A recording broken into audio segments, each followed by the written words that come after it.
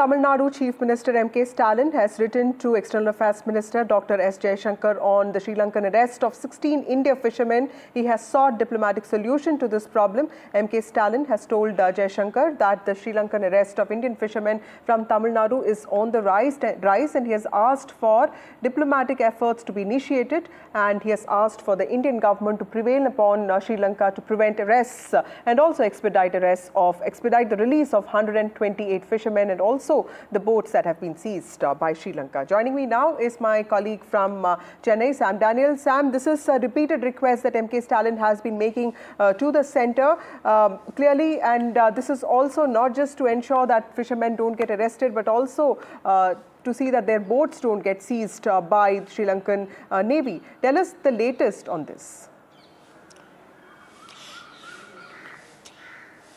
Well, Vasudha, the latest is 16 Indian fishermen from Rameshwaram in Tamil Nadu were arrested by the Lankan Navy yesterday for allegedly trespassing into Lankan waters.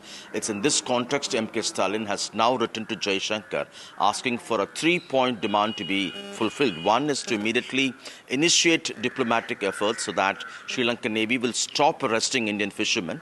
Secondly, he wants a system to be put in place so that the arrested members, at the moment 128 Indian fishermen behind bars in Sri Lanka, to be brought back to India.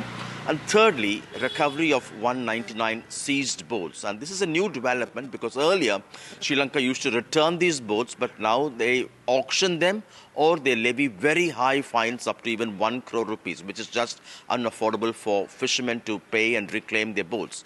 And it's in this context M.K. Stalin in his letter today has said this causes distress among fishing families, also hampers the livelihood of fishermen, and he hopes that the joint consultative meeting with Sri Lanka would find some kind of solution or closer to the solution to this issue. The larger issue, Vasudha, is that over the last 20 years, more than 200 Indian fishermen have lost to Lankan pellets. And although that kind of shooting has come down now, the arrest and seizure of boats is on the rise.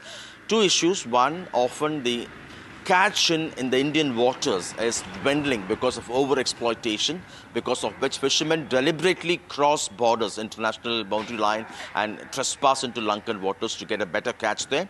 Secondly, many also by mistake, because of winds, because they lose track, they also by mistake stray into Lankan waters. And the long-term solution by political parties in Tamil Nadu is one, to retrieve Kachativu, the island India had gifted, so Indian fishermen will have a larger space to fish. Secondly, more importantly, they want a long-term lease agreement signed by the Sri Lankan government so that Indian fishermen will have that license to fish officially in Lankan waters. But at the moment, despite repeated pleas from political parties in Tamil Nadu, nothing towards this direction has moved by the centre so far.